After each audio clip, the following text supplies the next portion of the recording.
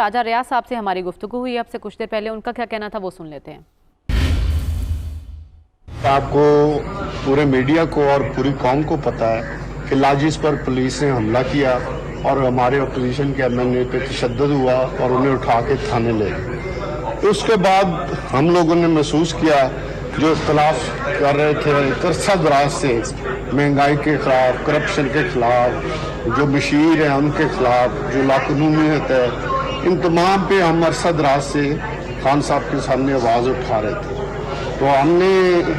یہ محسوس کیا کہ یہ جو واقعہ لاجز میں ہوا ہے یہ ہمارے ساتھ بھی ہو سکتا ہے، اس لیے ہم یہاں پہ آئے ہیں۔ کوئی کسی نے پیسہ نہیں دیا، ہم نے اب ووٹ جو ہے وہ اپنے ضمیر کے تحت دینا ہے اور انشاءاللہ تعالیٰ اپنے ضمیر کے تحت ووٹ دیں گے، نہ ہم کسی سے ڈرتے ہیں۔ صرف ایک احتیاطی طور پہ ہم نے یہاں آنا مناسب سمجھا کہ حکومت جن کھنڈوں پہ آئی ہوئی ہے اس سے بچنے کے لیے یہ احتیاط کی تھی۔ میں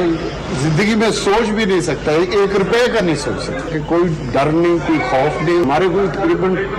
2 درجن کے قریب پی ٹی آئی کے لوگ جو ہیں وہ ہیں، اور اگر میری بات یہ غلط ہے تو پارلیمانی پارٹی کی میٹنگ میں حکومت کو چیلنج کرتا ہوں کہ وہ پارلیمانی پارٹی کی میٹنگ بلائیں، اگر اتنے لوگ کم نہ ہوں